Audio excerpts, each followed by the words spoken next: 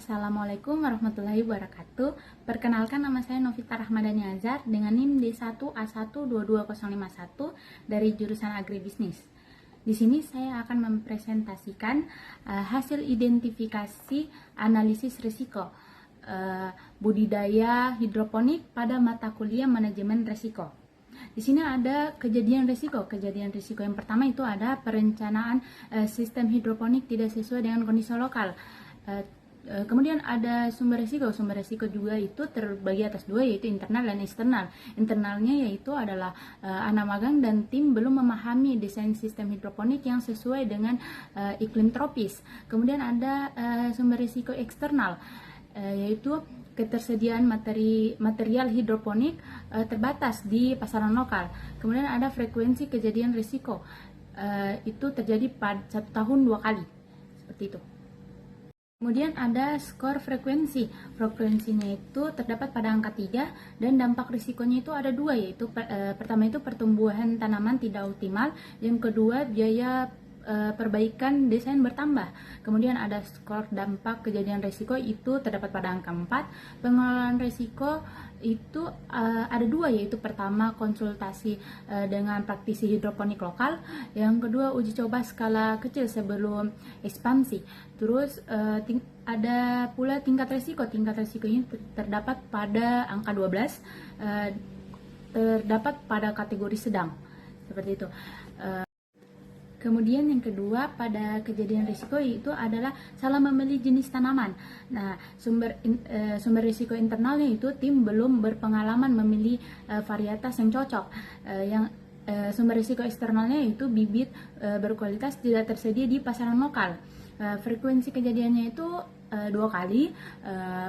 Skor frekuensinya itu terdapat pada angka 3. Dampak risikonya juga itu ada dua. Yang pertama itu tanaman tumbuh lambat atau gagal panen. Yang kedua ada output tidak sesuai target.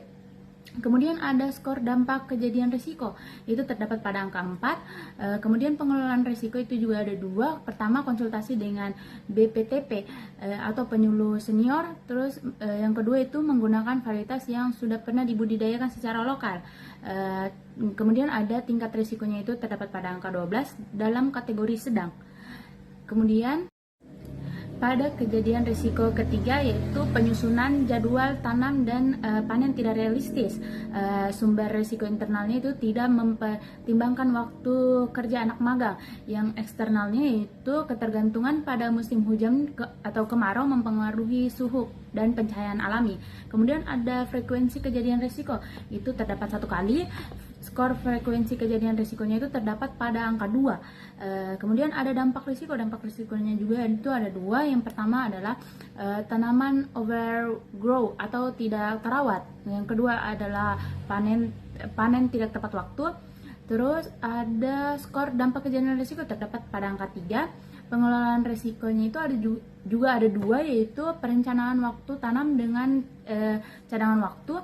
Yang kedua itu ada gunakan pencahayaan tambahan, terdapat pada angka 6 dengan kategori kecil.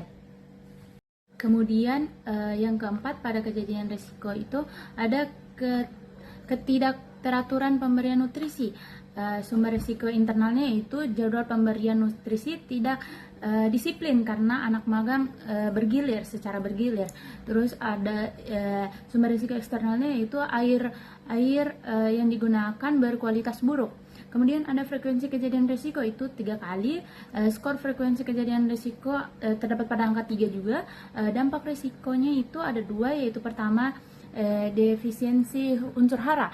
Terus yang kedua ada tanaman kerdil atau busuk akar, terdapat pada angka 4 ya.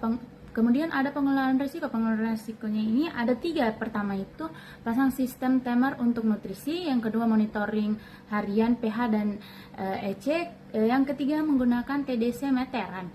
Terus terdapat pada angka 12 dan skala sedang. Kemudian yang kelima pada kejadian risikonya itu serangan hama atau penyakit.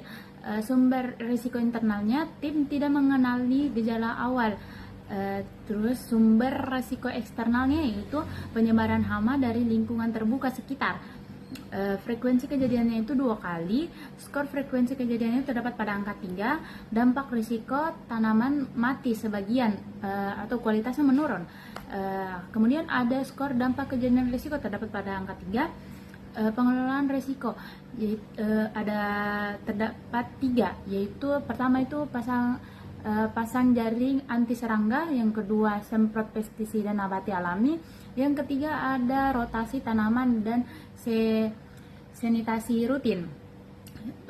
Terus kemudian ada tingkat risikonya itu terdapat pada angka 9, termasuk dalam kategori sedang, seperti itu. Mungkin itu saja yang bisa saya presentasikan pada tugas mata kuliah manajemen risiko kali ini. Lebih dan kurangnya mohon dimaafkan. Billahi taufiq wal hidayah. Wassalamualaikum warahmatullahi wabarakatuh. Terima kasih telah menonton.